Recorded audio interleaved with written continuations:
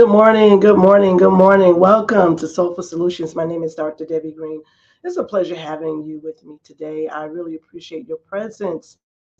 And I just want to ask a few questions before we go into this topic for today. Um, how'd you go to sleep last night? Are you okay? Are you really okay? Are you holding something deep down inside yourself that you may be still struggling with? Are you having a heart issue this morning? That's what I want to ask you. Are you having a heart issue this morning? Right now we are in this holiday season and there's lots of broken hearts out there for one reason or another because they might have lost someone. They're going through a relationship crisis. Someone died. Someone betrayed them. Somebody's estranged. Someone doesn't want to talk to. It just goes on and on, doesn't it?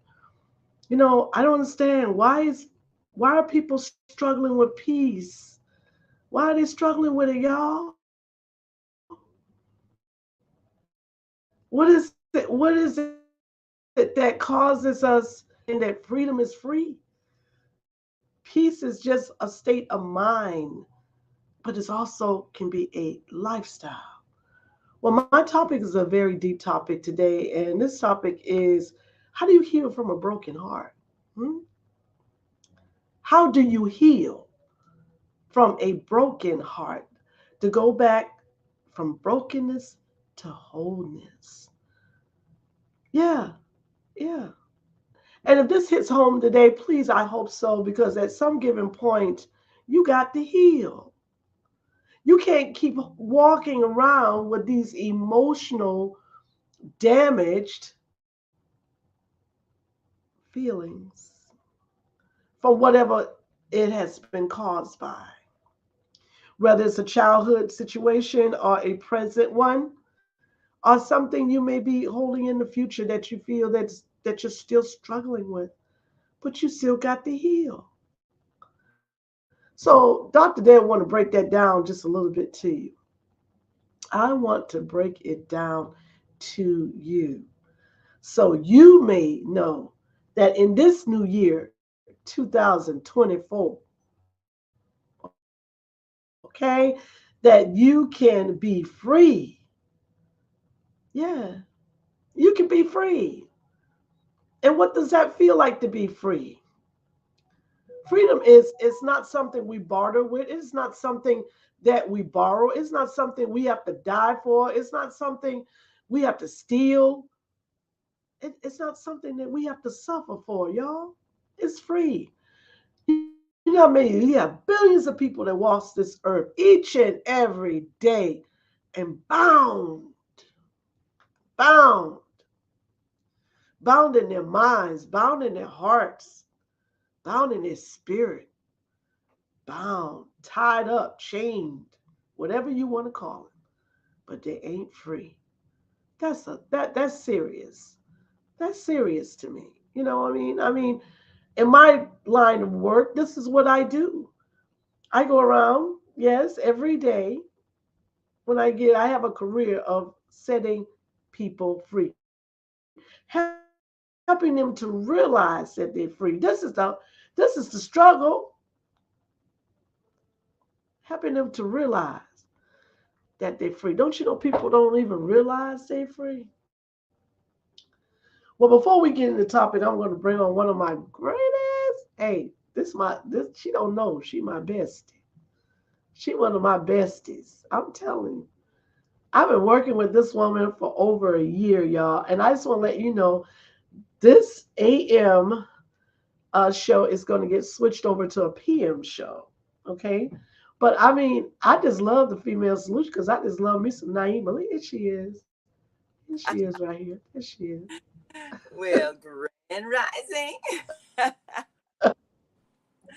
We are so excited to have been a part of this fantastic Soulful Solutions with Dr. Debbie Green. I tell you, I tell everybody, this is my personal therapist. She just hasn't sent me an invoice yet, but every week I get help. And I'm just so grateful that she has given her skills to the audience.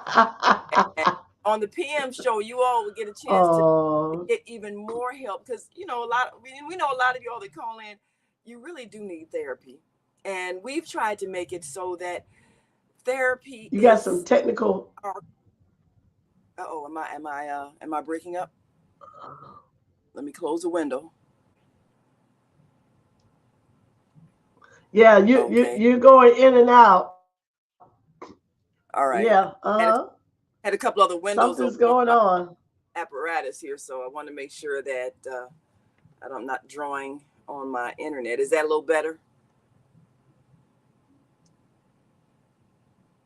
Is that better now? Can you hear me?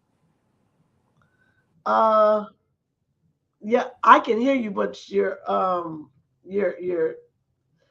I yeah, it's your picture that's a little delayed. oh, okay? I might need to go out and come back in again, so I'll be right back. Let's see. Uh, let me see. Okay, all right. All right. So again, we are just in technical difficulties. Bear with us, please. Again, our topic of today: how do you heal from a broken heart? From brokenness to wholeness.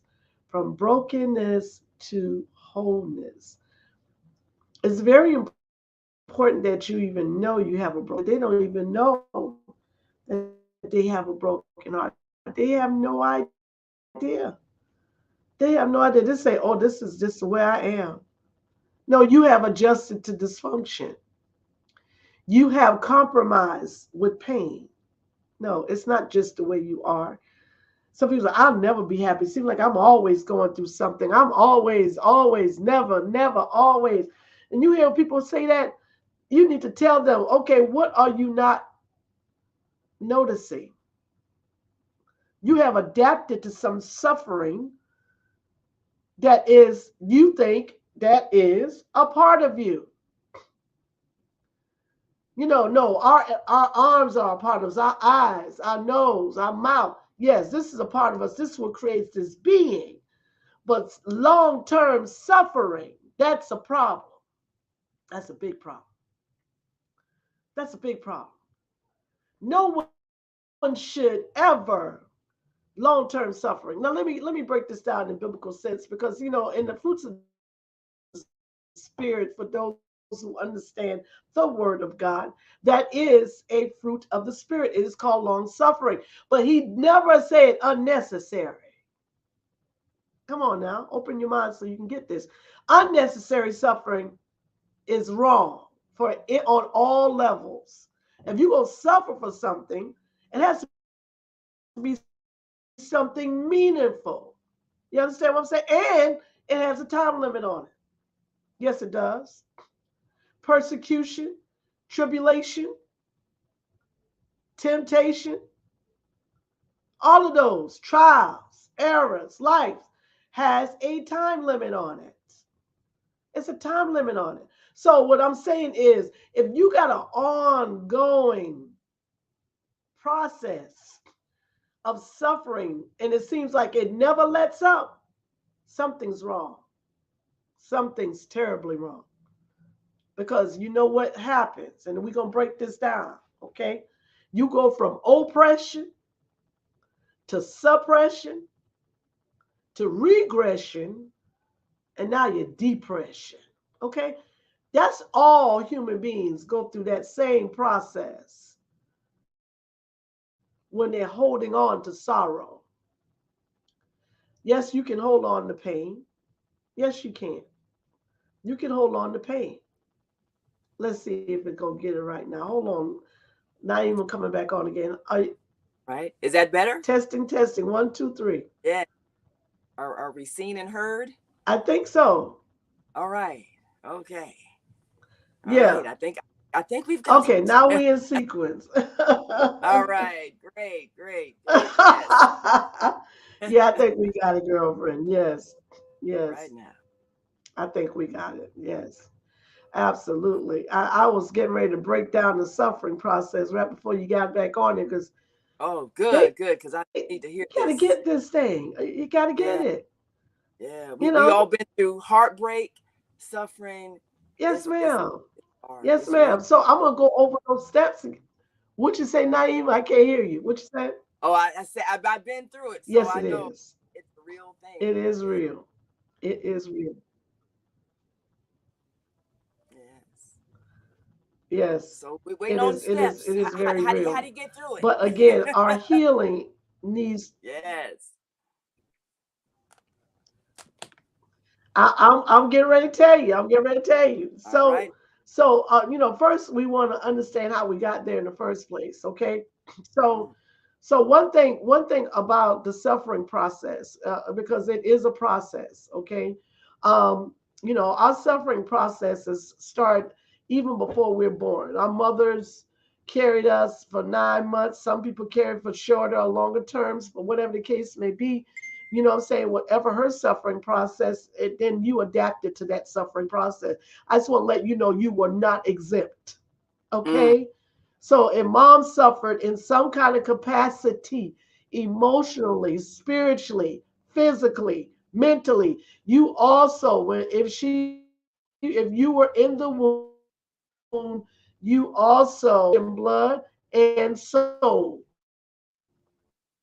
So there's no way you're going to be out of that area when she was feeding you eternally with your body mass as well as your brain and your soul. All of that is a component of what you went through. Okay, then now you come to earth. You come to earth. The first suffering process is realizing that pain hurts. Oh my mm. goodness. Pain Pain hurts. hurt. Oh, if you fell down, if you stumped your knee, if you did, pain hurts. That's just Yes, the it. physical pain. Okay, that ain't even the emotional pain. Because as you live throughout life, you're going to realize that emotional pain and mental pain is the most damaging pains of all. Yes. Physical pain, you can get over that. You cut yourself, you can watch it heal just as good. You understand what I'm Yeah. saying? That thing, you weren't even paying no attention to it. It's like it's gone. No one I have ever known went back to just a regular cut. Now, I'm not talking about a laceration. I'm talking about a Mm. regular cut. Has ever went back to a cut and said, "Oh my goodness, that was the worst cut I had." Now, if you experience some difficulty with that cut, then that's a whole that's a situation. If the cut came from a Yeah. It's back. situation or circumstances that was concerning a human being, you're going to remember that cut. You're going to remember that cut so bad because you're going to remember the person that did it. You're not going to even remember the cut itself. Ooh, You're going to remember what yeah. the actions are the words, are the gestures of that individual. That's what you're Yeah. going to remember. And what it's going to affect is going to affect your heart. Okay, so we're still moving through life, right? So disappointments, circumstances, Yeah. repercussions, persecutions. And we having technical difficulty this morning because this is such an important topic, y'all. Important Mm, topic. So bear with us if you see these little in and out things because I just see it just spinning from time to time. But what I'm mm. saying is, as we recognize that pain hurts, does it not? Pain is a difficult Yeah. thing to deal with. And it's only because it's an emotional factor that's a part of it. It affects Yeah. your heart. That's the reason why pain hurts because it affects your heart. Your heart is the one that is impacted. It's not just your mind. Your heart and your spirit is the one that holds on to pain from time to time. Okay? So let's break it Yeah. down. These are the processes of pain. Again, the first thing is oppression. Mm. Okay. When one becomes oppressed, they are affected by some type of action or behavior of themselves or another individual or some kind of circumstance. Oppression is one of those things that's commonly used and talked about in any type of Christian facility because that's what they do. They talk about it, but I just want to let you know it is a part of all things. Ah. Oppression is a part of all things. The terminology is called oppression is prolonged, cruel, or unjust treatment or control. Wow. Prolonged, cruel, or unjust treatment of control. the state of being subject to unjust treatment. So what happens is when you are feeling that you are in an area that something is taking the life out of you, and you feel that you're being betrayed, hurt, taken for granted, broken down, beaten, abused, any of those things are called oppression. Wow. Okay? Prolong. Prolong means it lasts for a long time, longer than Wow. what you desire it to last. Now remember, the brain is hardwired, so it holds on to things even after it's gone. It holds on to anything that affects the emotional parts of our heart. You see what I'm saying? So now the broken heart process is starting. It's began. Mm. It Mm. begins usually after a 72-hour feeling of pain of this magnitude. Okay, so when it continues to hold on to it, because the heart does this, it holds on to things because it produces the issues of life.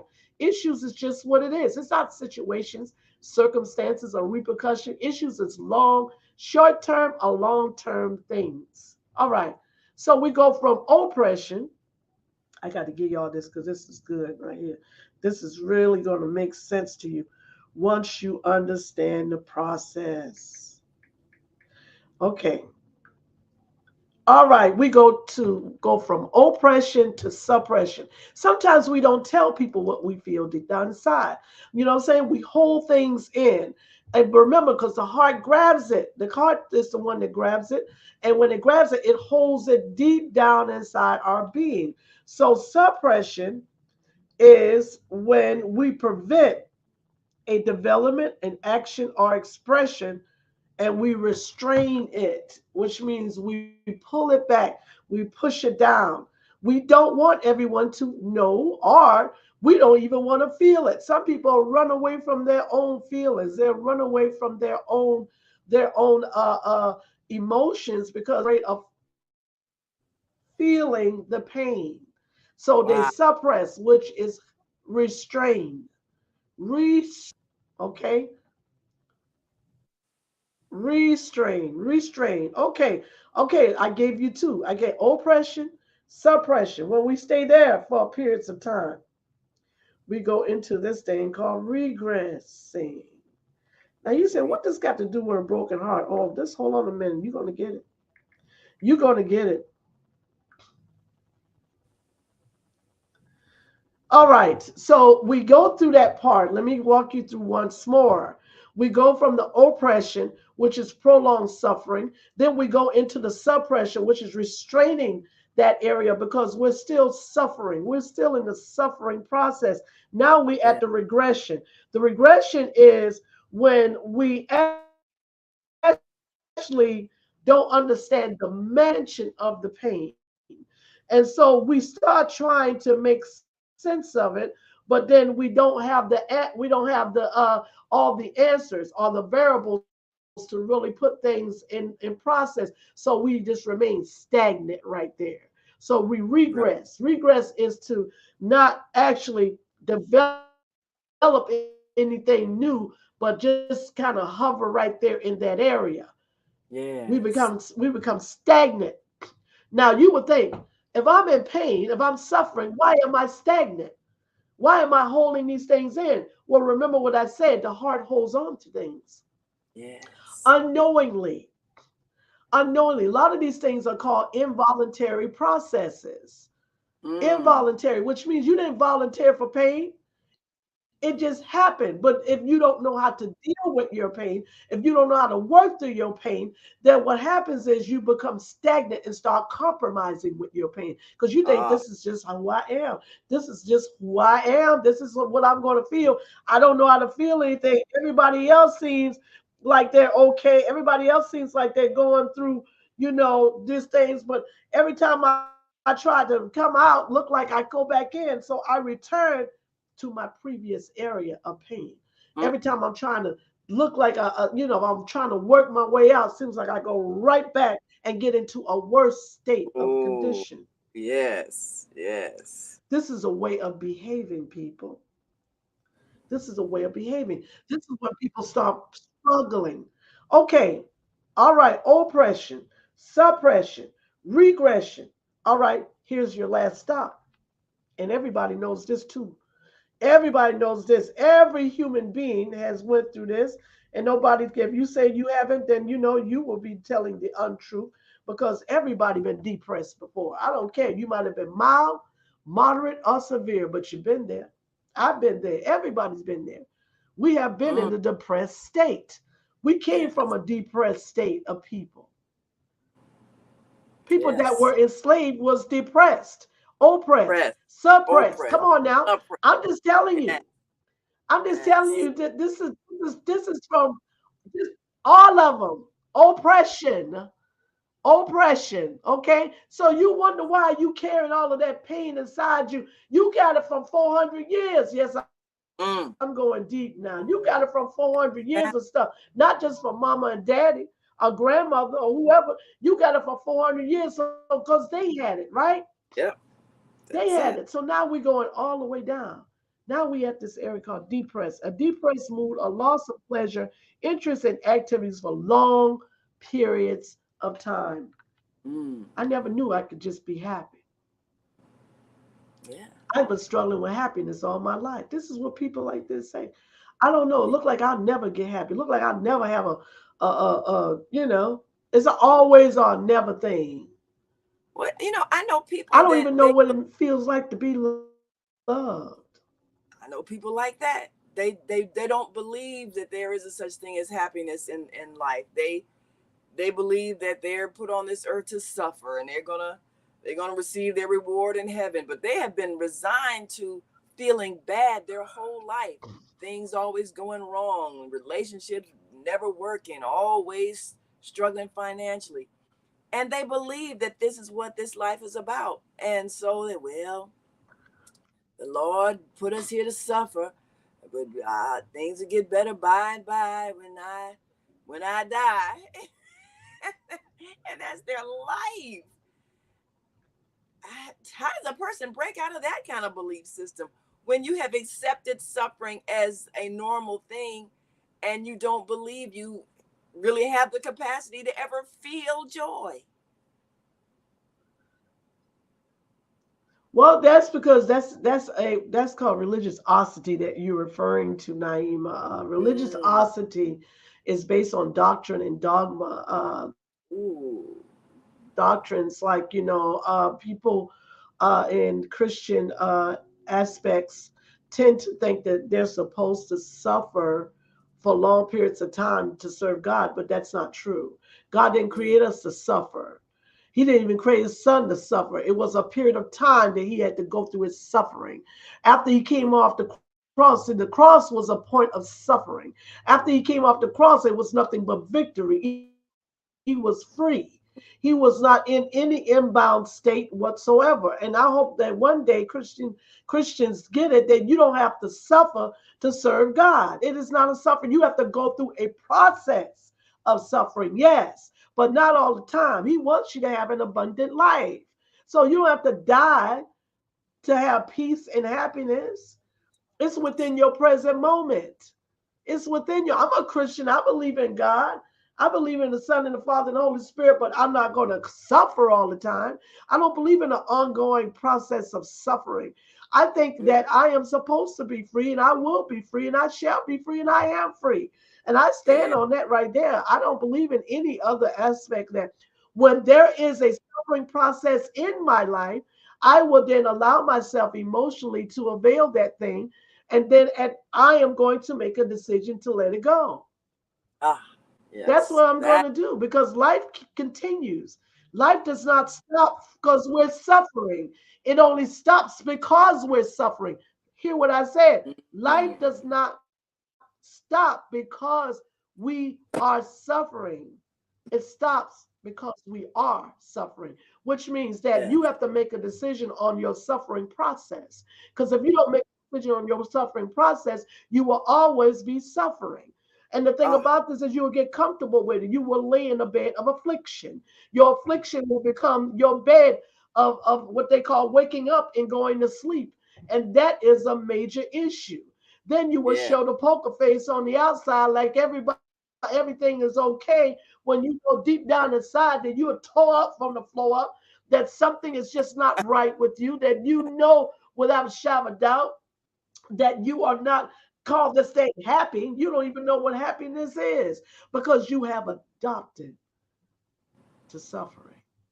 Yes. Adopted. That's what I say. You know how you adopt a child and you take care of it and you raise it and you feed it? You adopted to suffering. What is the process behind healing? Okay, we want to go into this healing thing because one thing about a broken heart,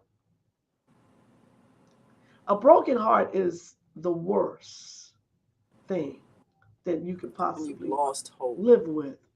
It seems Yeah. like it'll never heal. Yes. Yeah. And then you don't want to I call it resigning from life. Okay, you don't Mm. resign. You don't divorce life. You don't even want life no more. You just existing. Mm. Let me break this down to you. It's three parts of life: existing, surviving, and living. Which one are you? With a broken Wow. heart, you just existing and surviving. I call it you. A lot of people in survival mode. You know what I'm saying? Everything is so hypersensitive to the point that somebody look at you the wrong way, you get hurt. And you've been always hurt. And most times we let the external stuff that's happening on the outside of us, because we're so delicate on the inside, till we're so broken that everything just makes us crumble. What is that problem? What's going Oh, on right there? Why is yes. that? Why are we so sensitive to life? Because you got a broken heart. Let's keep it real. Oh, Let's keep it yeah. real. So listen, how do we heal from that? Okay. I already gave you what the sense of understanding of the broken heart comes from. It comes from brokenness, right? Brokenness comes from, Mm. again, broken relationship, loss of a loved one, holding on to past hurts and pains, and thinking that you're not worth happiness, and all of these things, low self-esteem to the highest of levels, Mm. until you realize one day you wake up and you look yourself in the mirror. You say, "Self, how long you been suffering now? How long you been suffering, Look, self? sometimes it's years and years and years. It's become a way of life. How You got, long have you been suffering? And how long you gonna want to suffer? yes. People get stuck How because they long you gonna want to? love it. Huh? People get stuck there because they don't believe they can ever come We out of got. it. Do we have the great? Because yes. Yes. we've got a couple of callers. I guess, yeah. I guess you've touched It's a someone's heart. mindset. That's what I'm trying to say. Yes. Yeah, it's a mindset. I did. You Yes. want to take a break because it's 8:36. What do you want Yeah, to we'll take a break and we'll take do? 706-202. Hold on, we're coming to you right after this quick break. So stick and stay. Don't stray away. We'll be And right we got, back. well, Oh, yes, buttons. yes, We the have an technical opportunity to difficulty is. transform the whole global society in the next 50 years. 50 years from now, the earth will be populated by our children, many of whom are yet unborn. Our mission is to nurture them in childhood with love, guidance, and protection, and to raise them in healthy, happy families. If we impart values of compassion, generosity, and respect for fellow human beings in the next generation of children, they will create a world where people can live together in peace. This is our goal. Be a part of the transformation. Get your copy of the book, The Female Solution. Go to www.naimalatif.com. That's www.naimalatif.com.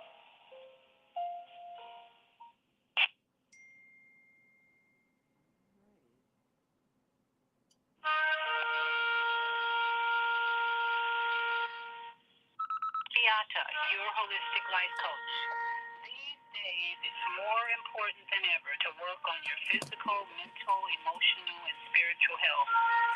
Are you consciously breathing deeply in stressful moments? Do you have a plan or daily routine to maintain balance in your awesome body? Are you struggling to be disciplined in your eating habits? When you partner with me, I'll help you develop a personalized health plan that works for your particular life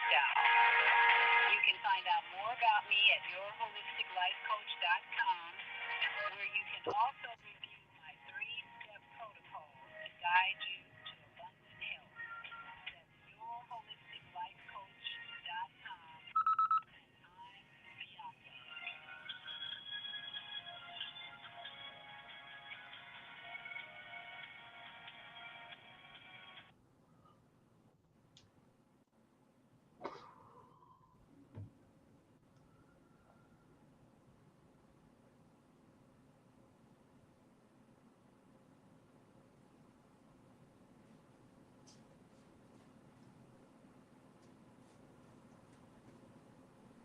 Testing, testing. 1, 2, 3. Welcome back. Welcome back.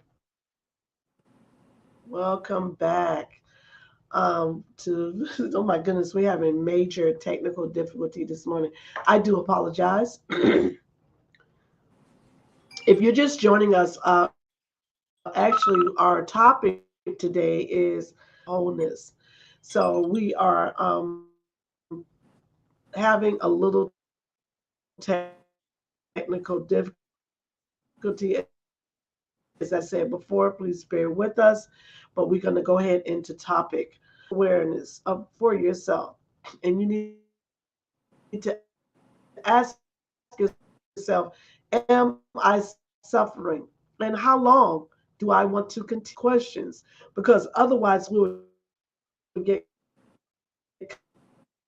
comfortable with the suffering process. It's not something you have to do and be for long periods of time. Long periods of time. I'm talking about months, years, sick because of suffering. So we want to dive down into that, and I want to give you some understanding when it comes to that. One thing about us, the suffering process, again, it affects our heart first. Our hearts is the ones that's actually trying to figure it out, trying to communicate with the mind. Fear is at its highest level in us at that point because it's blocking the heart, it's blocking the communication with the heart and the mind. And before we realize that we are just in this what they call this stronghold of things. And when we're in the stronghold of things, we become overstimulated by the present factors. Whatever the present factors is, rather you take them from the past and bring them to the present, that's what you're going to be thinking. You're going to be thinking about all the stuff that went wrong, all the stuff that that you went through in life, and it becomes an ongoing battle. It becomes something that you like, oh, why can I get out of this? And here comes something else in the present that makes that thing seem like it's stronger and stronger and stronger. Now it becomes an issue. This is how depression actually starts, this ongoing thing that's inside of us. Again, we go from oppression to suppression to regression, and now we're depressed. Now we're depressed. And that depression has caused us to feel the damages of life, to feel the areas of life where it's so intense to the point where we can't even breathe. We go to work every day. We take care of our children, but we still are not saying anything. Deep down inside ourselves, we know everything is falling apart. Everything is critical. It's critical. Everything is falling apart and it's critical. But we still keep going. So that resilience in us can help us, but it also can harm us at the same time.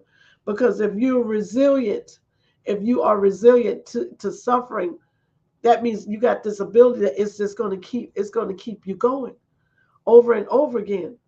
But if you're not, then it becomes a issue. So I just want you to understand the process behind that. Let's see here if I could get Naima back on the screen. Okay, are you ready, girlfriend? Are you there? I believe I am here, and let me see if I can bring in the caller. And if they can be heard, let's see.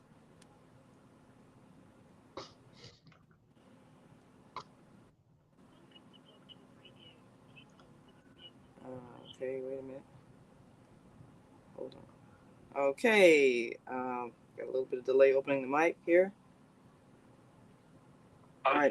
Oh, there you are. Yeah. Walaikum salam. Thank you so much for joining us this morning, and introduce yourself to our listening and viewing audience, and give us your question or comment for Dr. Debbie Green. And grand rising to Dr. Debbie Green. And to both of you, happy winter solstice. This is the day in which grand we have the rising. longest Oh, night. that's right. And it's grand rising. And the thing that we're talking and I'm hearing you sharing is, talking about the suffering. And I just, had the part of life that my mom has crossed over and she's on the other side, which is, no more suffering. So the part of having that experience, because I've never known this world without her, and I'm without that physical, but the spirit will always exist in love. So what we're talking about is hurt. And, it's funny how we use words, broken heart and suffering. That's what it feels like. But the word hurt, T-R-U-H, truth. T-R-U-H is hurt, backwards.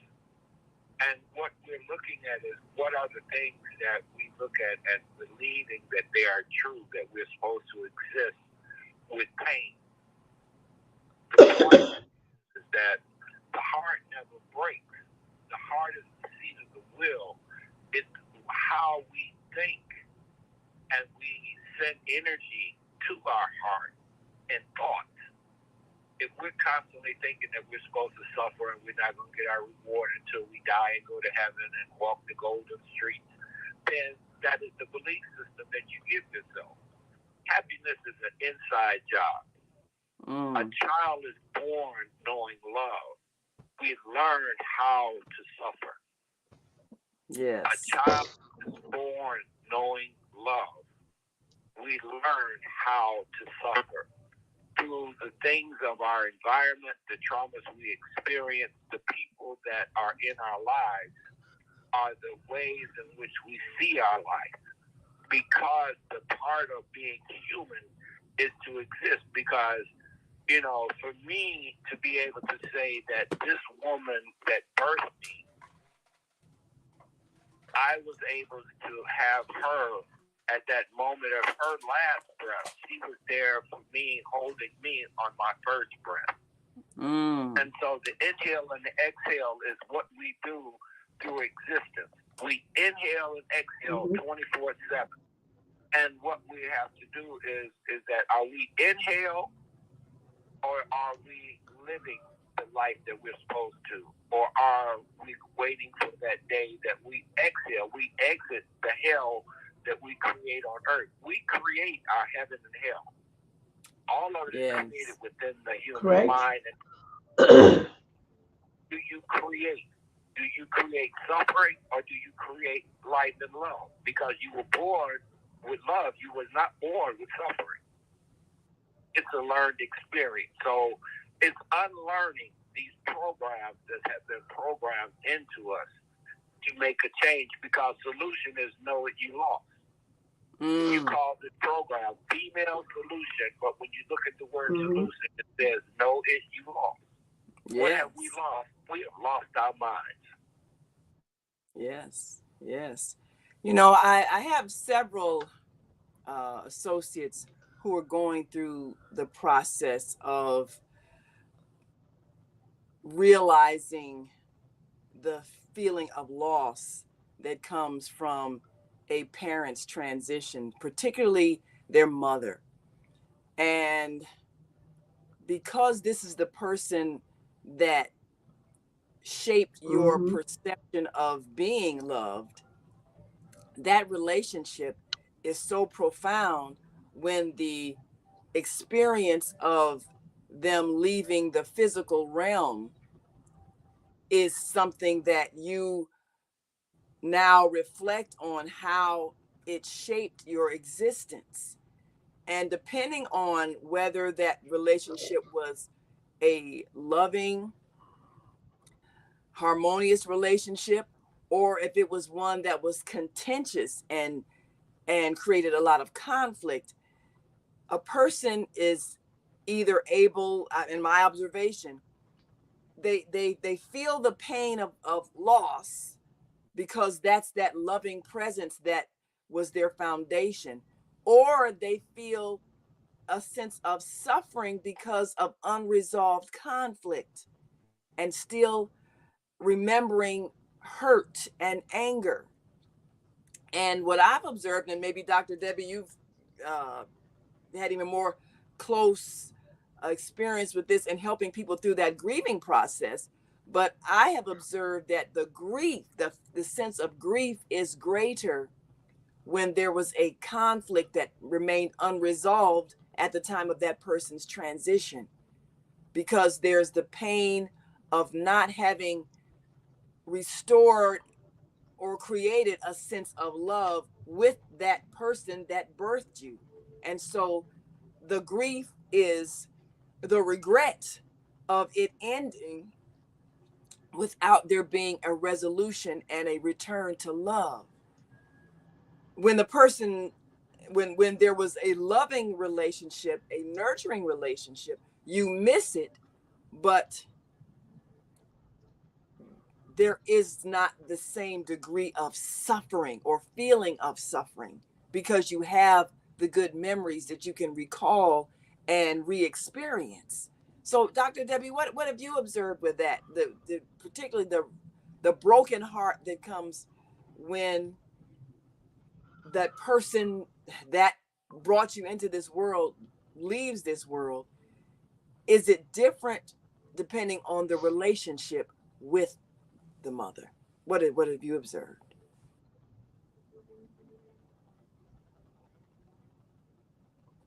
Absolutely. I totally agree. And my condolences to our caller because I've been there. I know what that feels like. I lost my mother in 2010, but I didn't lose her. She went home. That's Yeah, I don't look at a point of loss.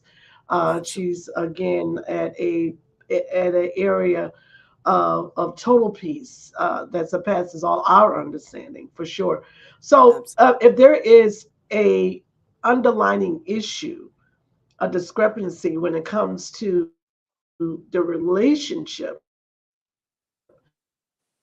between mother and daughter, it can be more of a traumatic experience emotionally when that Mm-hmm. time comes and there's not recourse, there's not solutions, there's not resolve, because that's our human factor within ourselves. We want deep down in ourselves to find that peace, but unfortunately, sometimes our characteristics and personalities and habits get in the way of our healing process. I overheard our caller say the heart doesn't break because it has self-will. Well, you got to understand brokenness, and this is just my opinion, I'm sticking to it. Usually, when it comes to brokenness, we go through this thing called impactment. Impactment is what happens when experiencing something mentally, emotionally, and spiritually, especially considering a thing, whatever the thing is, be it non-tangible or tangible. The heart is an emotional will center. Absolutely. I totally agree with you. But it also has emotional intelligence. So, which means it can define a thing, it can actually produce the truth out of a thing as well. So, when we are in that place, like you say, called hurt, hurt then turns into injury, and injury turns into suffering. And I mean, I guess because I've seen it so up close and personal with clients and patients, how they described, for example, losing a loved one, grief stage. When we lose a loved one, when that loved one physical capacities are, what they call flesh is no longer here, then we think that we've lost it. Of course, we did not lose it. We don't lose anything. If anything, we Right. lose our minds. I definitely agree with that. That's because we get into these dysfunctional factors and we start being habitual with them. But the grief stage is mainly a it is a I call it a ladder of things. Okay, we go from the emotional shock of the thing, from anger to fear to bargaining. What could I've done? I should have done this. I should have done that. Right there in that shoulda, coulda, woulda stage, right there. If there was any unresolved issues, if you had an argument before they passed, you it was estranged from your mother, and you have not had any good relationship, you will go and get stuck in that bargaining stage in your mind. And there's a reason for that, because it's unresolved. Unresolved issues cause major rifts, tides in our being, because God didn't create us to have unresolved issues. He created us to be problem solving, understanding, choice making human beings, not human doings. So sometimes we Mm. struggle with that. We struggle with it big time. We want to understand all everything at the momentum time, right there in they call it microwave society mindset. I want to feel this, and then I want to remove this. But then, hey, it depends on what the being want to do, because we still attach to this flesh, whether we realize it or not. I don't care how strong you are in your spiritual man. If you hit yourself too hard, you're gonna feel the pain of your physical impactment. Okay, it's the same thing dealing with life. It's the same thing dealing with life. So, are we resolving life? It's the question. Even when we lose someone or lose something, the heart is a suitcase. The heart is a suitcase. It is a suitcase that holds Mm. things in life. It's, According to the word of God, it said it holds the issues, and no good thing comes out of the heart. Why is that? Why cannot no good thing come out? Because you know why? Because it holds all the hurt and pain. That's what it does. That's where the will come from. mm. The will has to It, be strong enough to supersede the pain. Now, if it's not, well, you know, you're going to sit there for a little while. That's where mm, prolonged suffering comes from. mm. Now, I got a question about a broken heart after someone passes away, someone transitions, someone goes home. And I have seen some people, a matter of fact, one one acquaintance I've observed, they never, I mean, it's been a couple of years, they have been stuck in that state of suffering, and they didn't particularly have any belief system about what happens after you leave this physical body. They just kind of believe that that's the end, I'll never see this person again, it's over. I've observed that when a person doesn't have a vision of life continuing in some form, that the feeling of brokenheartedness, of hopelessness, of sadness that never ends, that grief process that never ends for them, because they feel a sense of permanent loss. So, of course, Baba Kwame has a very healthy uh, outlook on the transitions of life, so that even his mother's leaving this physical realm was not defined by him as her being gone. But I observe that when people feel like someone is gone and Right. leaving this body is the end, they go through never ending suffering. What have you observed about that? Does it help to have a belief system, a knowing, or Yes. whatever you call it, that doesn't make you feel like the end of this physical experience is the end of existence? What are your observations on that?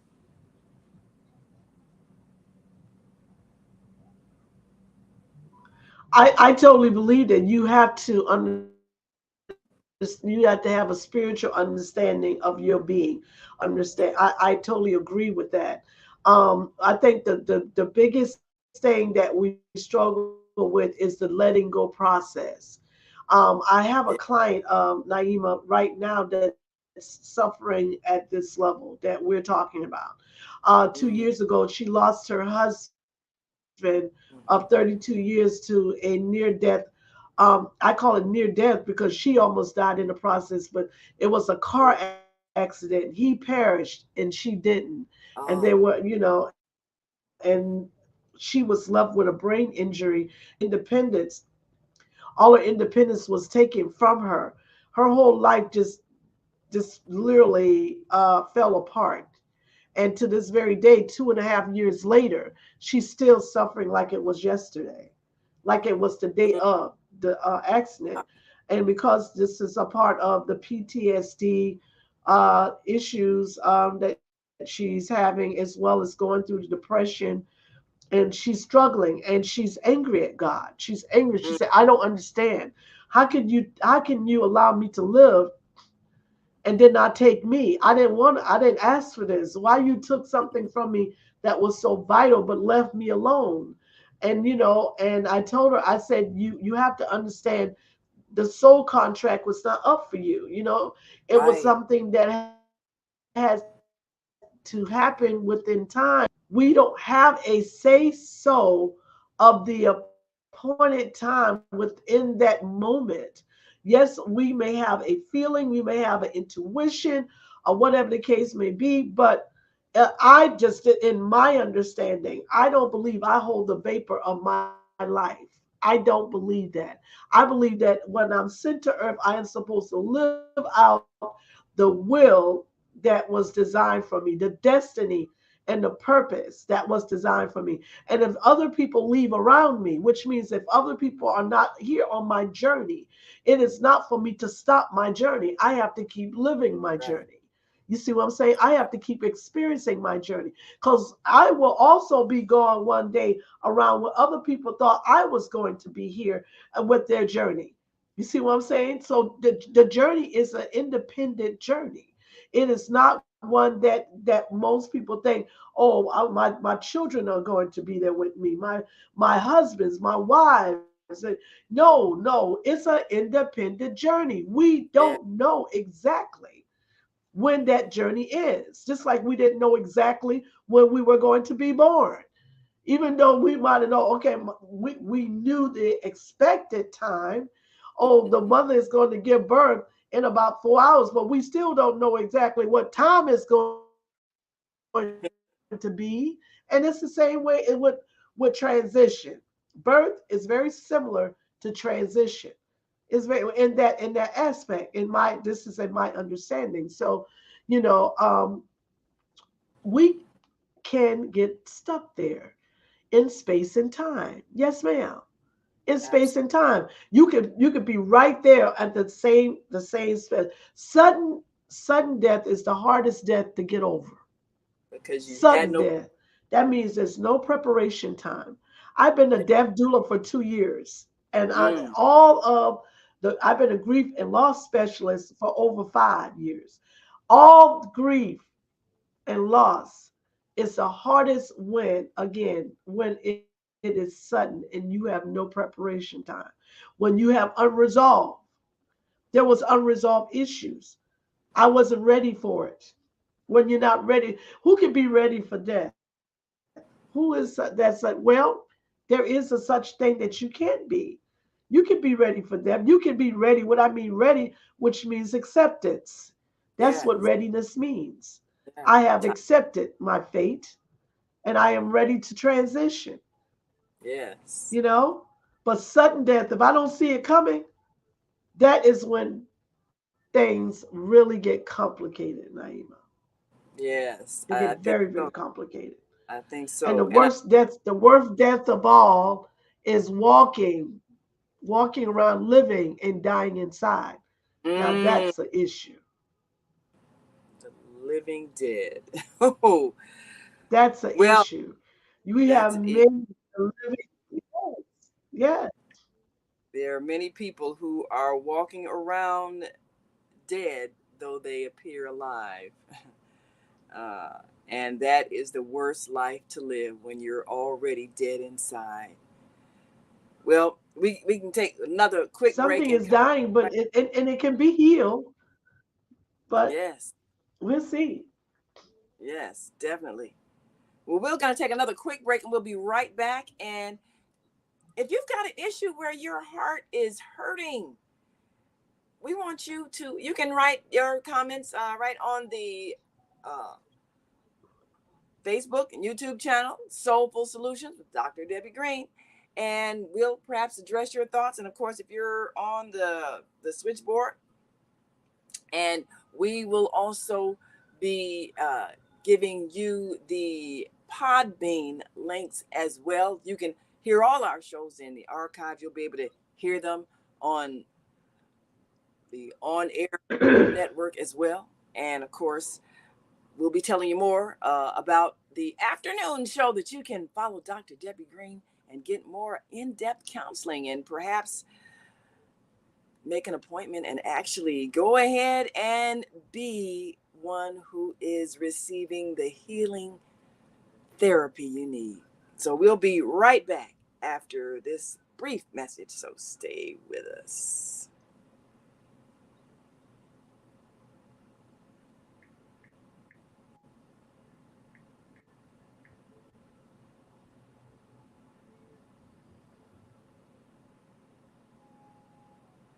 All right, are we having sound issues here? Uh-oh. Hmm. Playing, not hearing. All I think righty. so. Well, in that case, we'll just keep right on. And if We're you're gonna. on our switchboard, and I guess that was the meaning of that. Absolutely. yes. All right then. Yeah, If I it's really having a difficult time this morning. yes. Well, every and every difficulty in life is a challenge for you to grow beyond your present circumstances. So for that client that you have that says, Absolutely. angry at God, why would you do this to me? Uh, why are you letting me suffer? What her task is to learn how to flourish independently, because marriage, the best of marriage, unless you perish together in an accident or something, you're going to leave here separately. And like you say, when you're still here, then all that means is that your job is not done, your your work is not finished. You have more to do. And the soul knows everything. The soul knows when you're going to be entering the body and when you're going to be leaving. But the conscious mind isn't allowed to know that. Can you imagine if you knew the day that you were going to transition? You would be so focused on that you wouldn't get anything done. So we're given that veil of forgetfulness so that we are functioning, and you should live as if you're going to live forever, but also live as if you're going to die today, because you don't know consciously when that last day is. But you do have to keep doing what you came here to do, fulfilling your destiny, fulfilling your life plan, fulfilling your goals, fulfilling your service. And yes, people do leave our lives and it hurts because we're used to their presence. But when I went through that same experience, my husband of 20 years transitioning, it was painful, but I realized his job was done. Mine's continued. My work isn't finished. I'm still doing time. I'm doing time. So it's like, okay, your sentence is up. You're free. You can return home. I gotta stay here and finish doing my time. And it doesn't have to be a suffering thing. It's just understanding that Mm-mm. death isn't a punishment and neither is life.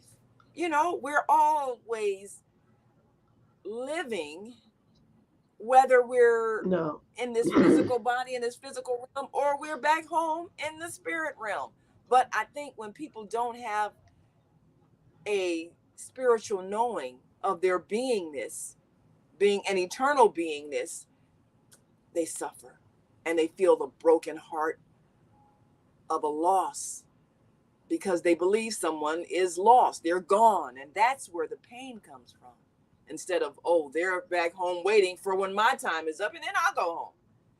It's a totally different experience when you see things differently.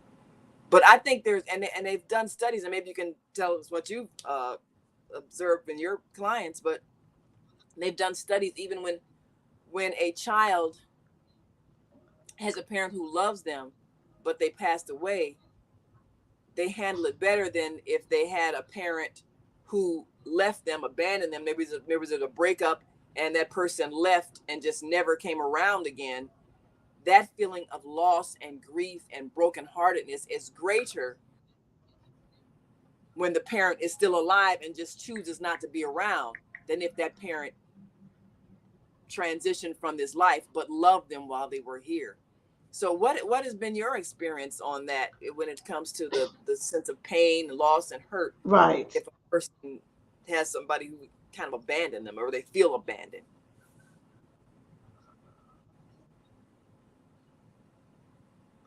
Well, and again, that goes back to childhood emotional wounds. Pretty much, if you are still presently dealing with that with your adult life, that's the main uh, what they call center of attention. Because most people want to be loved, they want to be accepted, and this is normal. When they cannot get what they call a filtering system to understand that I don't need another human being to absolutely make me happy, and I can filter my emotions successfully through those things instead of thinking that I have to have the validation or the acceptance of someone else to say, okay, you are loved. So for those individuals who do not have that, or if they're still struggling with that situation, then they will again start adapting to that area of just staying stagnant because they cannot break through. They can't break through that, and it affects their lives. It affects their livelihoods. I don't care. Sometimes even on the job or their relationships and all these things. Because one thing about brokenness, it can happen anywhere. It doesn't have to just happen in our families. It can happen in our jobs. It can happen in our careers. It can happen in school. It can happen anywhere at any time. But again, how do we heal? How do we accept our own healing?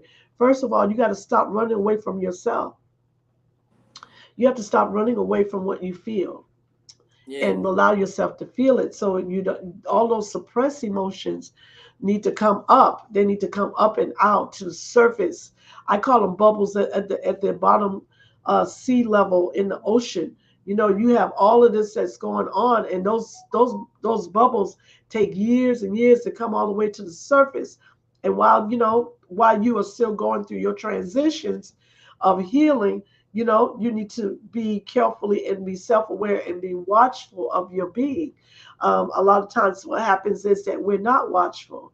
We constantly allow things to keep hurting us over and over again, and we get angry, we get in denial, we get what we call, again, we start emotionally hoarding a lot of damaged emotions from people, Mm. places, and things, not realizing that we are in a place of distress. Emotional distress can cause a broken heart syndrome. Broken heart syndrome is when you literally think that you're having a heart attack, but you're not. You know what I'm saying? And when you get Wow. to the ER, or the EKG said you're fine, but you have so much emotional distress till it affects the inner courts of your being, your heart Wow. cavity. So, just take time for yourself. You have to take time for yourself. And we don't do self-care. We We are a nation, Naima, that doesn't do a lot of self-care. We can care for the dog. We can care for children. We can care for everyone else, but we don't Ourselves. stop and say, okay, let me put down the phone. Let me step away. Let me just get into a place where I can just breathe. Just deep breathe. If that's all you're doing, okay? Deep breathe. Find pleasure in life again. What you like doing? Is it swimming? Is it bowling? Is it whatever, something that you can do with yourself, eye and hand coordination, something you can just do for you. Have you done that lately? Because if you haven't, Yeah. then you're going to find yourself again not really taking time taking time to heal. Mm. Time needs time to heal you. Understand that what I just said. Time needs time to heal you. So where do you give time? You have to stop what Yeah. you're doing Now and I've give time to heal. The time to heal you. yeah, Otherwise, it just doesn't do it. it does for heal. It I've just had doesn't friends. do it. You just Yeah, keep struggling. And you yeah. know the worst thing about it is knowing that you need something and don't give yourself that thing. You won't give it to yourself. That's the worst thing. I've had friends that just it's almost as if they believe they don't deserve to have joy. I mean, they work and work and work and work and work, and tragedy happens. They work harder, uh, and I had a friend that said, "Well, this is my therapy," because she worked a job where uh, she was a caregiver, and that was her work that she did. And then after a child passed away, she didn't take much time off to grieve. She actually put in more hours to work, and she said, "This is how I get through this. If I didn't have this job, I would lose my mind." So she became like a super worker. And just observing it, I wonder, well, how emotionally healthy is that? Maybe that is her way of handling it, but it just Mm. seemed obsessive. And everybody would say, "Well, why don't you take some days off? Why don't you rest?" And she's like, "No, I need to keep working. I need to keep working." So is is that sometimes a person's way of is that a person's way of avoiding the feelings of pain or suppressing them, um ignoring them? Because I mean, I'm looking at this woman and I'm just waiting for her to have some kind of nervous breakdown, because it just seems so extremely obsessive. But then I don't know, she said, "Well, this is my therapy, this is how I get through this, just to work and work extra time and overtime every other time, and barely give herself a chance to even just sleep." What are your thoughts on that? Does that help for some people, or is that obsessive and maybe unhealthy?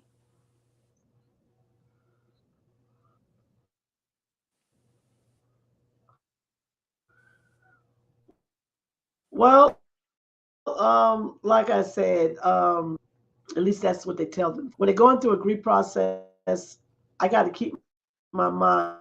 I got to keep my mind occupied. I got to keep my mind on Mm, something because I can't sit in this house. I can't do this, and yeah. that. So they keep their minds occupied, and that's how some people grieve. They go right back into life and don't allow themselves to grieve because they know if they go that direction, especially if they're head of household, if they are the head of Mm, household, you're not allowed to grieve too long because time to then grieve. You got to your keep home will surviving. start suffering, from lack of Yeah. financial. So it depends. Every factors are different. It just depends on what's going on at the moment. But again, the grieving process and any type of thing that's dealing with broken heart, because again, it's not just loss of loved ones, it's loss of relationship. Is you can lose a job and go into a grieving process, a pet. I mean, any type of loss can cause a grieving process to start. um Yeah. the goal again is to allow yourself at some point to grieve and know that you have to get to that point called acceptance. Because it's got to be a radical acceptance. Otherwise, the grieving will continue on for years and years.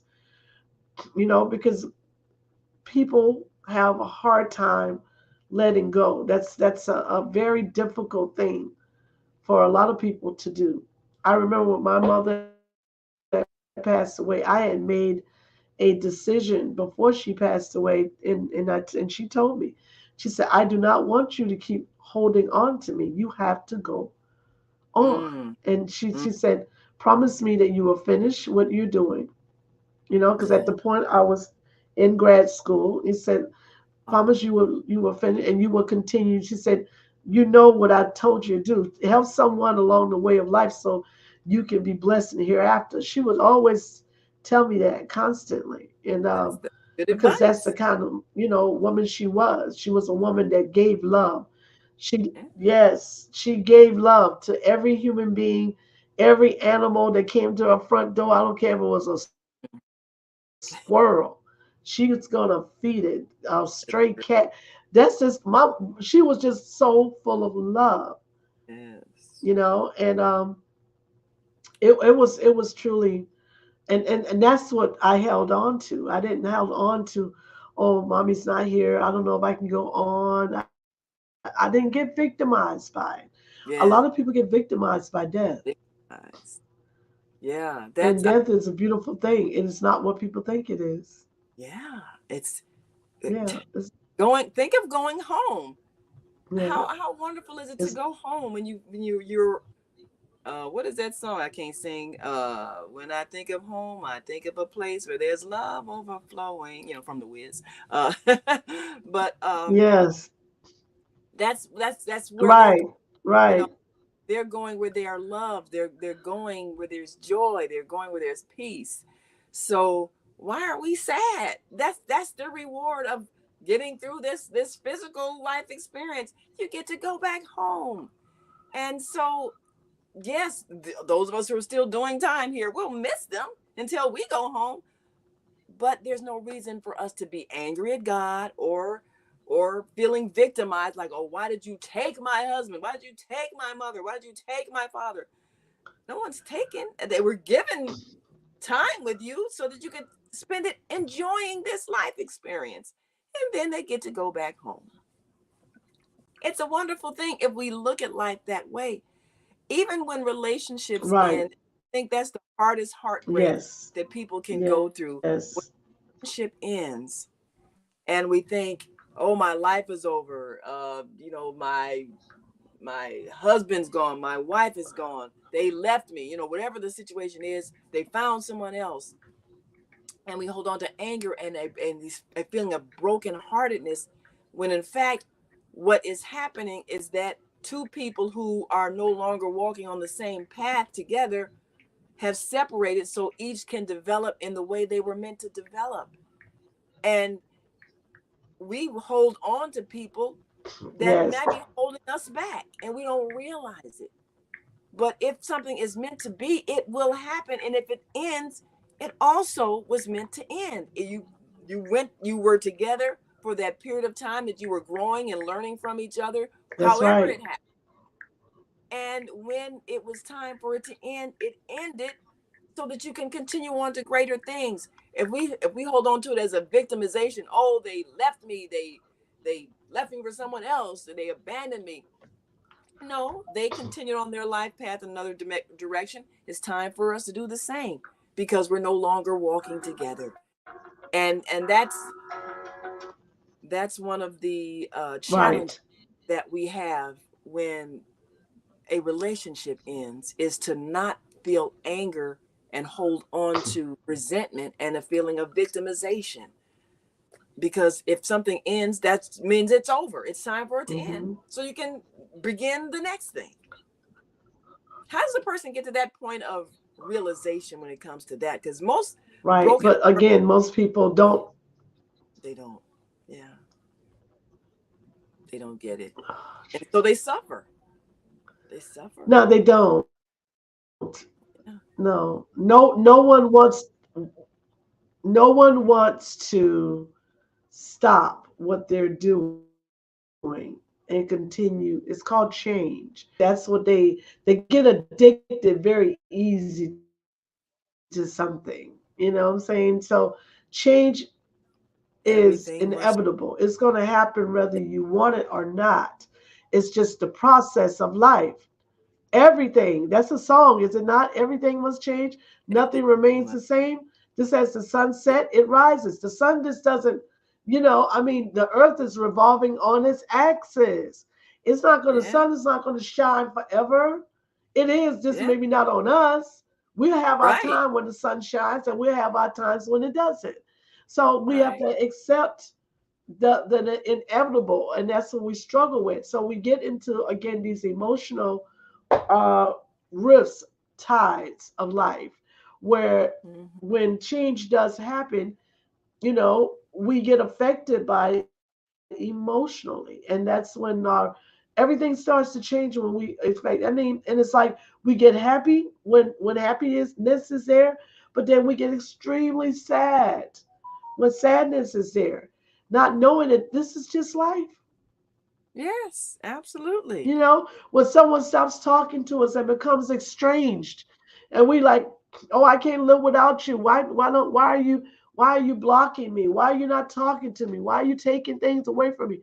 No, that's just change. It's not Mm. gonna stay that way forever. It's Right. not. And your That's right. forever is when you accept it. Is when you Yeah. accept it. It's not about the thing that you no longer have. It's when Right. you accept the thing that is no longer there, that you no longer have. Right. Have access to. Okay, time says I don't have access to that thing. That's what time says. So I cannot play timekeeper. Mm. When people stop talking to people and they could be still living here on earth, well, why you stop talking? I ain't did nothing. Well, I can either do one or two things. I can either suffer because you're not talking to me, or I can make a choice to say, okay, and accept that you're not talking to me. Which one is And the it healthier right. status quo? Right. I mean, there's 8 billion people on the planet. If one's not talking to you, I got to there's accept that you're eight not billion talking more to people. me. Wow. And, but see, this is family. Let me tell you Mm. how pain gets in family corridors to this stuff. If Yeah. you have a daughter that has a grandbaby that's not talking to you, and Mm. because she's not talking to you, she don't want you to see the grandbaby. Mm. Now that's hard, especially when you love the grandbaby. Mm. You love the grandbaby with all your heart, but then this, because she's not talking to you, and she holds that thing from you, that can tear you to pieces if you're not careful. Right. You will have the most difficult parts of life. So you have to at some point pick up your heavy heart and say, I do not have access to this thing. And if you have God on your side, which He's always there, okay, God, could you take that heaviness out of my heart concerning that? Because I can't do it. It's too Right. much for me to carry.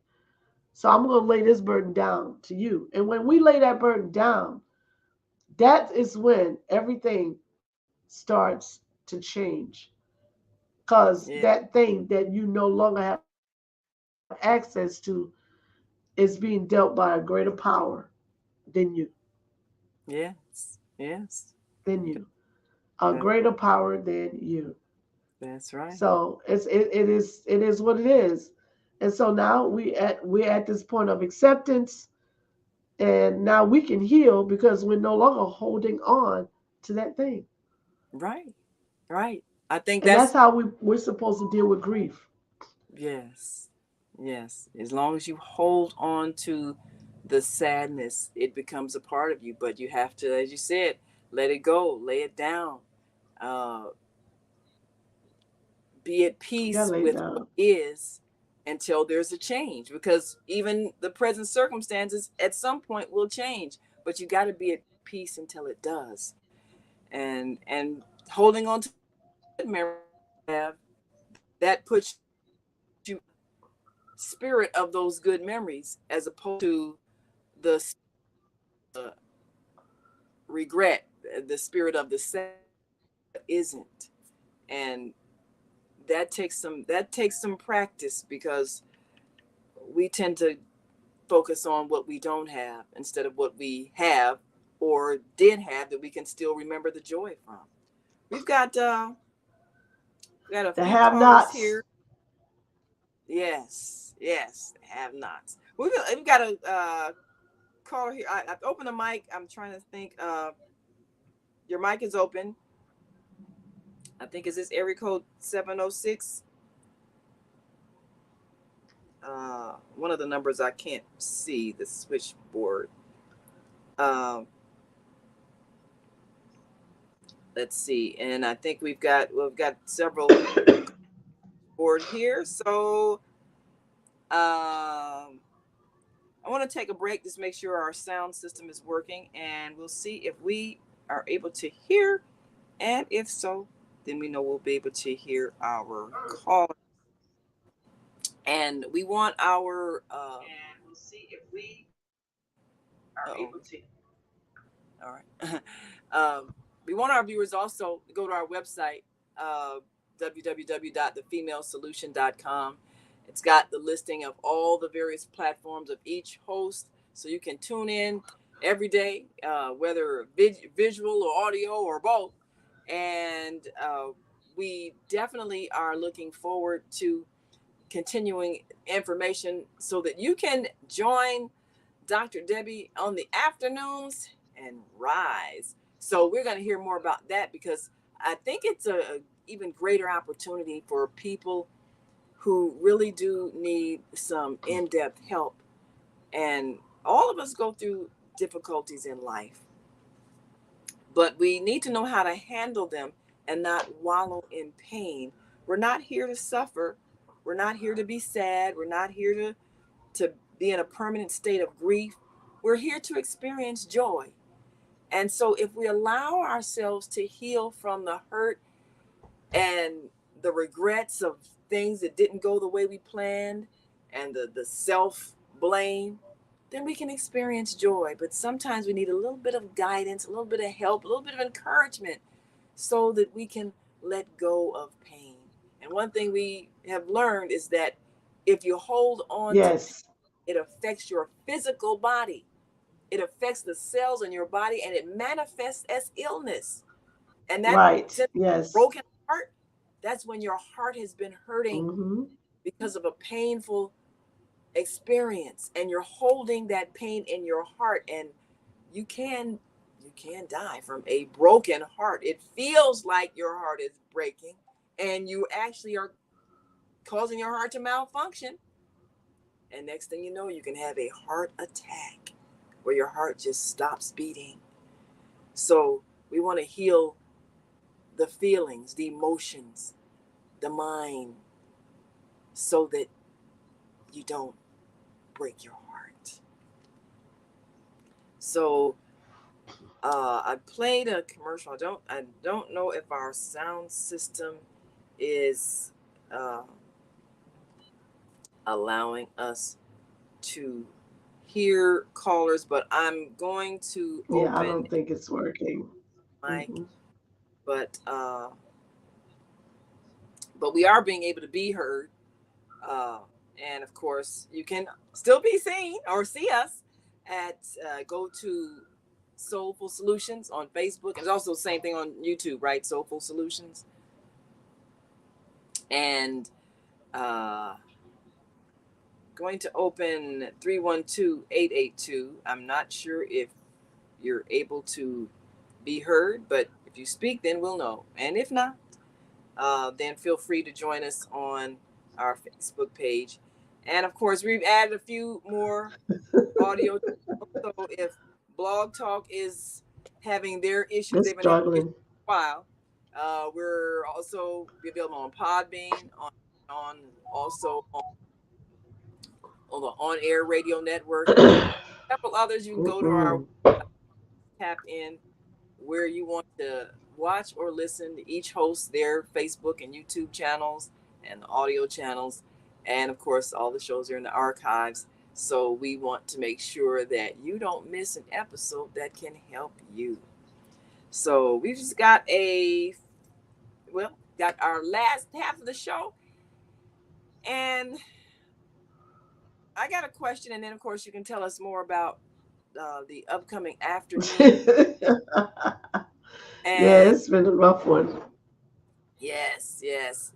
But, you know, one question that I have, um, and this is something that many people are struggling with, especially when um, something happens and a relationship ends and they're brokenhearted, and the anger, which I've seen it be like poison. You know, they're angry at um, the end, say the ending of a marriage or the ending of a long-term love relationship, and they're feeling like they want to get vengeance, like they want to hurt that person who hurt them by leaving. How does a person heal from that level of negative emotion? I've observed a friend of mine go through a series of physical illnesses after her divorce, and I'm certain that it is the consequence of the anger, the intense anger that she's feeling. You know, the classic story: husband left her for younger woman that he met on the job. That whole thing that happens, and she had suspected it for a while, and then a couple of friends told her that they'd seen them out together, and then she confronted him, and then he said, "Yeah, I want a divorce," and they got a divorce. And she's been angry and angry and angry ever since, and not focusing on developing her own relationship, just you know pouring so much anger, and the next thing you know, she's developed some various malfunctions in her body. How does a person let go of anger that is actually killing them when they feel a sense of loss at the end of a relationship? So many people suffer with that. Is it just one of those things you really just got to get therapy and let someone walk you through the process of letting go? She goes back and forth from I should have done this, I should have done that, to oh, that no good so and so woman that she knew he was married and she Yes. didn't have. I mean, she goes back and forth, blame herself, blaming the other woman, blaming the husband. Oh, he was a liar. I trusted him with my heart. I shouldn't have trusted him. So all of that, and just can't move forward in life. How does a person get unstuck in that situation?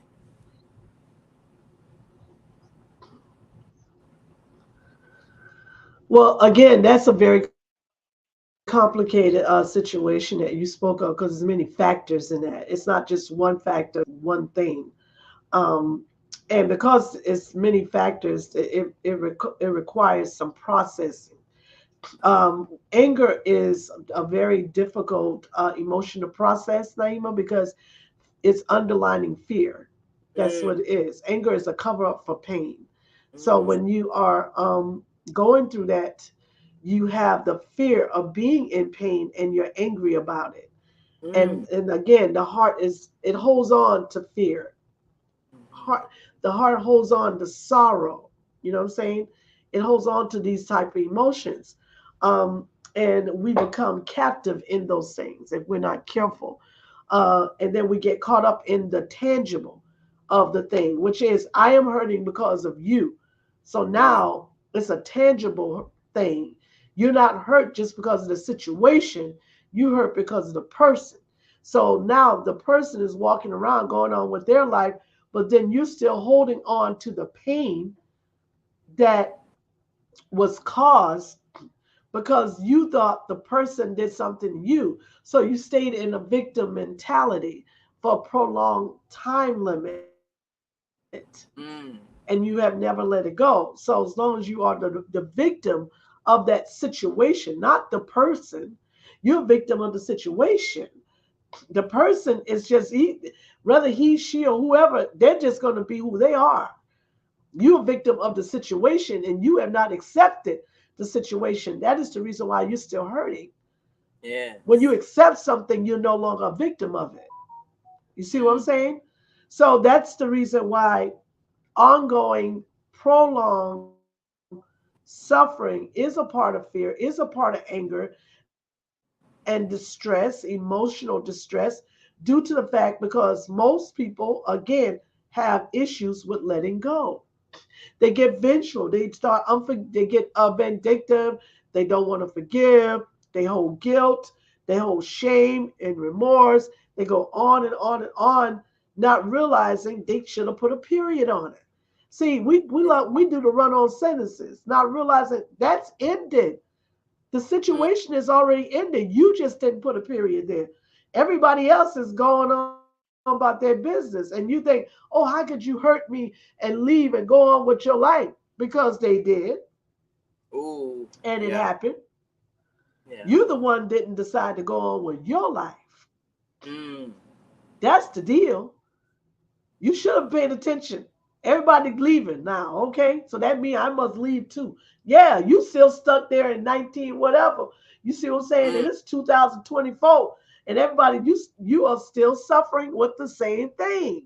Wow. And your being is breaking down. Hypertension, diabetes, cancer, chronic Ooh. illness, fibromyalgia. Ain't no telling what's going on in your body, but you're still stuck right there. You need to ask yourself, why am I holding on to this excessive pain that's destroying me? Because I don't want to accept my life the way it Yeah. is. Yes. That's the Mm. deal. That's the real McCoy. Yeah. I can't tell it any different. Nobody don't want to hear that. Oh, you don't know what I went through. You don't know what they did. Oh, well, I know this much. You must be resilient because you're still here. All Still right. The here. survival rate is good for you. You could have took your life, but you didn't. Right. You could a lot of things could have would have happened, but it didn't happen. So that means there's a Right. part of you that's willing, that's ready to move on. Once you pay attention to that part that's ready to move on and stop finding yourself in the victim enslaved state to this Mm. brokenness that you've been Yeah. in. Oh yeah. Oh yeah. Oh Yeah. That's yeah. the thing. It's It's real, y'all. yeah. You Let me can't tell you this. follow. Let me be transparent. Hold on one second. Hold on one second. Let me be transparent. Let me be transparent for 1 minute. I understand the brokenness.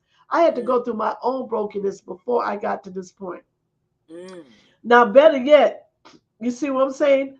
I had to understand it, digest it, and Mm. regurgitate it back to people like you, right? So the thing about this is brokenness is a mindset. All right. It's a mindset first, but then it becomes an emotional state second. And then it becomes a Yes. spiritual Yeah. vexness third. And until you realize that you are encased into a compartmentalized area, we call it between the rock and the hard place, then you will never be free. You got to realize that you're in captive state, in bondage. As I said, bondage to what? Whatever the situation may be. Mm. Some people get in bondage from the smallest to the largest to the biggest. You know, I can be in bondage in my mind because I lost my job. And I said, oh, I can't go on. I don't know how I'm gonna do it. I can be in bondage in my mind if somebody that I love stopped talking to me. Oh, I can't go on. I don't know how to deal with it. Because guess what? I said to myself, oh, I can't go on because I don't know how to deal with it. Well, let me tell you something. Won't you get off of that self-pity party? I'm so sorry. It's not an option for you. You're going to have to go on. You know why? Because your being is still here. Your eyes are still seeing, your ears are still hearing, and your mouth is still talking, and your heart is still beating. So what excuse do you have not to live? What excuse do you have not to thrive? You have no excuse. You have no excuse. You've been telling yourself for Lord too long. How many times do I have to keep telling myself that I'm in pain? Well, tell pain that's enough. When we get to that that's enough stage and we lift up our hands, it's called a mental surrender. Let me go here for 1 second, please. Mental surrender. I have to mental surrender to whatever is tearing me down so I can be built back up. Okay, what does that mean? That means, yes, it's happened to me. Yes, I was abused. I was violated in some way. I was emotionally violated. I was sexually taken. I was whatever the case was. Yes, it was me. Yes, it was me. But guess what? That don't mean I got to stay living that way. That don't mean I have to think that way every day. So let me mentally surrender to this thing. I mentally surrender to my brokenness and say, yes, I'm broken. Yes, I've been impacted by life. Yes, I feel like I'm in a million pieces crumbling all over the place. But guess what? I'm a puzzle, baby. And I got to put myself back together again. And I may be 1,000-piece puzzle. And anybody who put 1,000-piece puzzle know you're going to have to take time to put that thing back together. So your healing is your progress. Did you hear what I said? Your healing is your progress. When we accept that we are broken, then we can start healing. Until you realize that you are broken, that's the only way you can heal. You can be angry about it. You can be in denial. You can say, oh, no, it's not me. You can do whatever you want to do. But guess what? It ain't going nowhere until you look at it, accept it, and say, yes, it is. That's Now, right. once you finish that, you got to go into mental sacrifice. What does that mean, Dr. Dale? That means after I mentally surrender to it, I got to sacrifice something. What do Mm. I have to sacrifice? Me. That means I got to give up the old me. I got to give up the old thinking. I have to give up the old feeling. Because if I don't give it up, I'm going to go right back to it. Do you understand? I'm going to go right back to it. Let me refer to something really quick. And then for those who understand biblical scripture, let me give you something. You know, there was a man laid next to the Bethesda pool. The Bethesda pool is where he thought he needed to be healed. He told everybody he'd been laying in this state of affliction in this bed, crippled mentally, not physically. His mental crippled his physical. So he's Yeah. telling everybody, oh, as long as I can get in the pool, you know, the angels go trouble the water. I need to get in the pool so I can be free, so I can walk again. He said, they just stepping all on me and nobody wants to help me. In his victimized state, he was for years and years and years until a man came along from Galilee and he called him Jesus Christ. That's what his name. Jesus just asked him a question. He said, do you believe you can be healed? And the man said, wait a minute. Yes, I can be healed if I get into the water and because they just stepped all over me and they've been hurting me and nobody seems to help me. And he said, Jesus said, wait a minute. I didn't ask you that. I asked you, do you believe that you can be healed and walk again? He said, yes, I can. He said, well, take up your bed and walk. Simple question. And the man right then in that moment, realized something. The light came on that he was holding himself in bondage. Huh? All this time he was, Yeah. he said, so he said, what? You mean I can walk? Let me get up. He said, and Jesus said, no, take the bed up first. And you know why he told him to take the bed up? Because the bed of affliction is what we go back to. We always Right. make an excuse to As long go as it's there, we backwards. keep laying. We always make an excuse to Yeah. lay back into this affliction mindset because we think we have not the ability to be strong enough to deal with our present circumstances. So he said, That's take it. the bed up, move the bed out the way, move it out of your distance and walk again. So, what Yeah. metaphysically is that saying to you in your emotions today and in your Mm. subconscious mind? When you realize that you have been in bondage by something, when you realize that something's been holding you down mentally, then you can make a choice in the matter to lift yourself up at some given point to a standing or either a crawling position because ain't nobody going to stop crawling until they begin to make a decision to walk again. That's right. You have to That's right. make a decision to walk. Walk away from the circumstance that binds you. Walk away from the circumstances that hurt you. Because one thing about life is going to be either a hard taskmaster or a gentle teacher. I would suggest you make it a gentle teacher. When it hurts, there's a reason why it hurts, so it can get your attention. That's all. It ain't there to keep you in bondage. It's just letting you know that you felt something because you are alive. Oh, that thing hurt me. So what should I do with this thing that hurts me, Dr. Deb? I should feel it, I should release it, and I should let it go. What does letting go mean? That means let it go mentally first, let it go emotionally second, let it go spiritually third, and your body gonna follow in unison. You ain't got to worry about the body. The body knows what to do. It follows Yeah. the mind, it follows the heart and the spirit.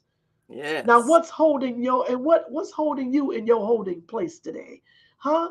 What's holding you in your holding place today? What's keeping you in your place of affliction?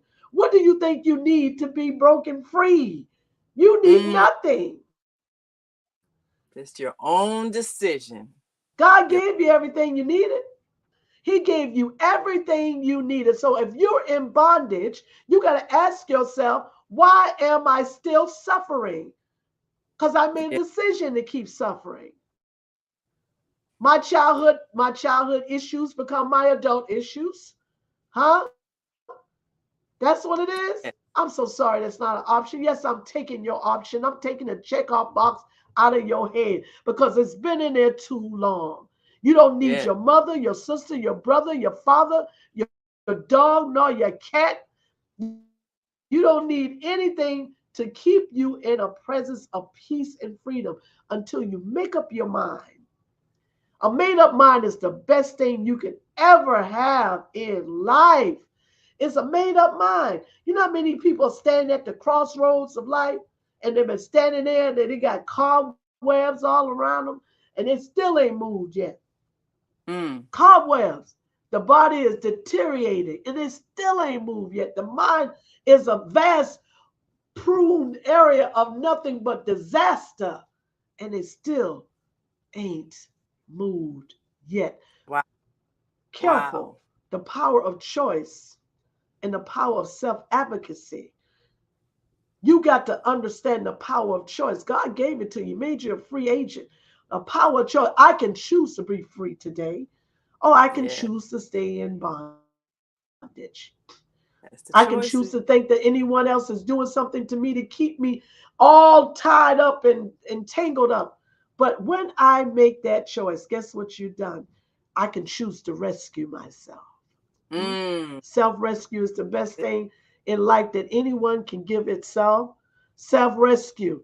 I'm tied up, I'm tangled up in life, and I got to untie myself. I had this noose around my neck and around my heart and around my ooh. spirit, and I'm Ooh. tired of hanging from it. It's time for me to be Ooh. free. That's a powerful It's visual time for image me to be free. around my neck. It's time. When is it time? Tell me.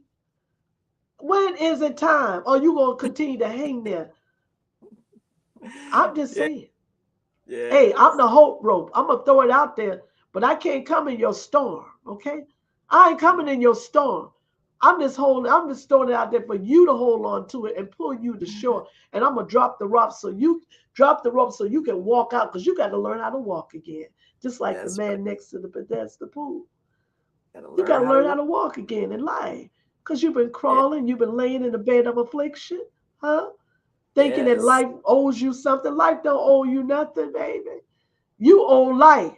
Oh, y'all better realize, huh? God gave it That's to right. you to live. And the question is, are you living? Are you Are you living? Because if you aren't living, you are just existing and living? barely surviving. Woo! Yes. I'm Absolutely. just saying. This is how I talk to my patients, y'all. You might say, well, does she talk like this all the time? Yes. I think I you had got to a talk couple to of comments. myself that way too. Because Yeah, some of we y'all got said, to. yes, You got ma'am. yourself. I had to. You gotta I ain't turn gonna be in no out. bondage. Oh no. I'm too Yeah, free to be in bondage, baby. I yeah, I can't think you do got it. a couple of comments I there can't on the do it. I on won't do it. I ain't a part of it. Yes. Yes. I do. I'm about to let them know I see them. Yes. Hey, Grand Diana. Yes. Robinson, That's Grand Rising Sisters, great information and wisdom. Thank U.S. United nice. Oh, Souls. yeah, that's right. We'll be listening to Be Out of tomorrow. So come Thank on you back so and much. hear. Oh, yeah. Speak, my sister. Speak. Yeah, Dr. Debbie did some up here Thank today. you Yes, so she much. did. Speak, my sister, speak. But we needed to hear that because how many of us Well, are following as I victim? tell people, it is wallow, Oh, wallow, wallow yeah. in it. Only month. We supposed to wallow in life? No. Yeah. We are supposed to pick ourselves up, sit ourselves down, pick ourselves up, sit ourselves down, Yes. and deal Yeah. with our issues. And the reason why you sit down, so you can get start writing about yourself. Let me tell you something. The Yes. best thing, and please forgive this technical difficulty because this is such an important topic. Is where he better move out my way because see, I ain't got time for him this morning, okay? And for those who know what I'm talking about. So what I'm Absolutely. saying, write down your issues so you can see what's going on with you. And you need to put on the top of that page, what am I still holding on to? And go back Yes. in time. Do Yeah. a mental search and a heart and a soul too. And sometimes you need a therapist. A therapist, a lot of people think, oh, I ain't got no mental issues. It ain't me. Well, if you come to me, because I'm a soul mental therapist, so we're gonna dig down. I'm not a surface one. I want to help you dig for those roots that's been causing you to feel incapacitated from time to time. You know what I'm saying? Because that's what Absolutely. happens. We start feeling incapacitated, coagulated, Yes. whatever words you want to use. And you say, what? I thought I was free. But I keep going. I thought I was free. I keep going in this thing. This thing keep happening to me. So what's happening? What's going on? That's a root.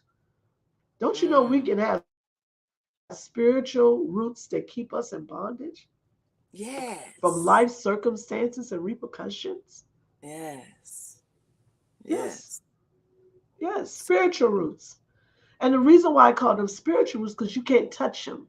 You can touch tangible things, but untangible things you can't touch. So they become a spiritual thing. You see what I'm Mm. saying?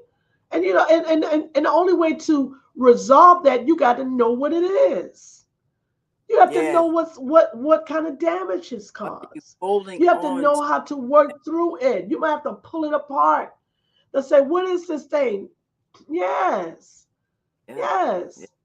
Yeah. And when you realize, wow, you mean to tell me? And I experience this all the time. I have some people lift this stuff up and all this stuff coming up. I hadn't thought about that in years. You mean to tell me I was holding on to that? Yes, it was down there in the deep corridors of your heart, in Mm. your soul. We have this thing called soul scars. Okay? Ooh. And that doesn't mean they're healed. Scars don't often heal. They remain gaping if the Uh, roots are not pulled up. yeah. Wow. They remain gaping. Yeah, Yeah. gaping means anytime something happens, it opens it up again. Ooh. And Like here you ripping out go. stitches. And you Yes. struggling at things so hard. Wow. Yes. That is. And then you get to a point, you get all high up in it, then you come back down, and there it goes. And if you Mm. didn't deal with it, it goes back down and it gets deeper and deeper and Oh. deeper inside of us to the point where sometimes Wow. it takes a hypnotic person, a hypnotist to bring it out because it's so deep Yeah. down in there, So deep there. Yeah. Yeah. And I think many of us and it's have real. those deep wounds. It's Yeah. real. It's I've real. seen people suffer with that. I see it all the time. Well, Dr. Debbie, I know we just got a few more minutes before we go, and I know Well, people want to hear about how they'll be able to rise.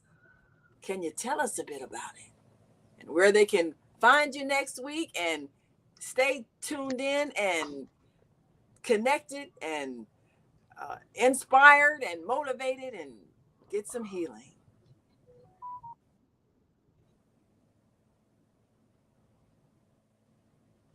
Absolutely, absolutely. Well, the first Rise is my new undertaking. It's reaching inward for spiritual empowerment. It Ooh, will be for Chicago time. It's going to be 7 p.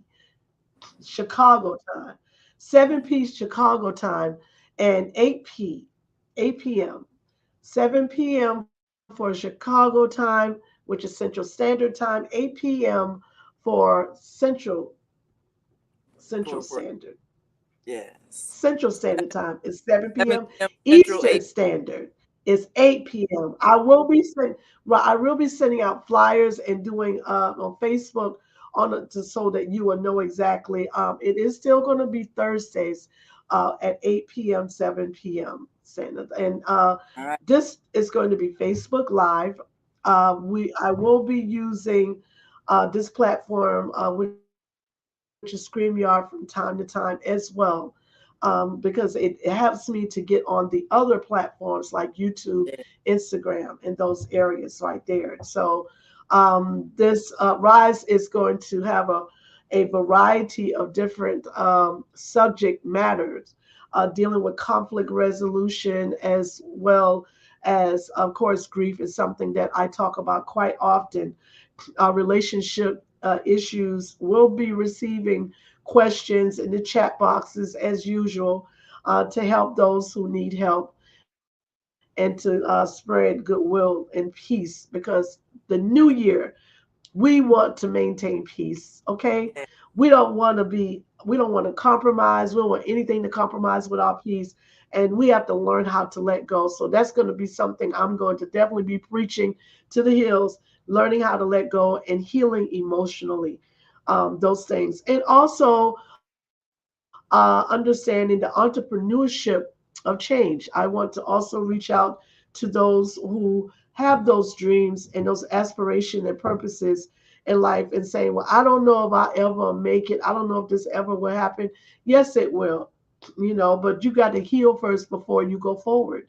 The thing yeah, about this is it's hard for us to focus on our purpose when we're suffering. So yeah. definitely reaching inward for spiritual empowerment. Again, you will see more of me. You will see more of me. Thank you. Thank you, Deborah and Vieta. As always, I Yeah. love both of you guys. And if ever you need a motivating speaker or want to have me wherever, you just let me know, because I'm always present for you, All right, that was reaching inward. including Naima. She knows Oh, that already. absolutely. You'll be hearing from Okay. me real soon. Thank you, YouTube. Yes. And that's Reaching reaching inward for spiritual empowerment.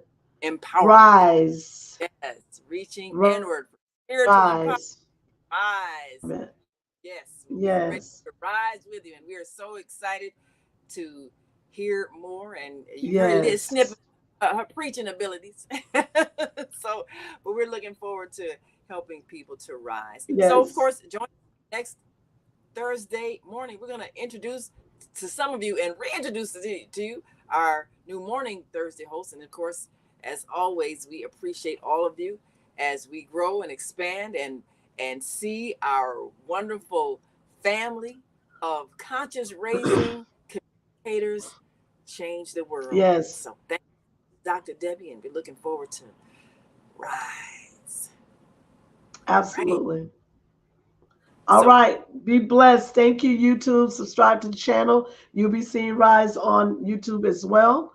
Be blessed and have a wonderful day. Thank you, Facebook. God bless you.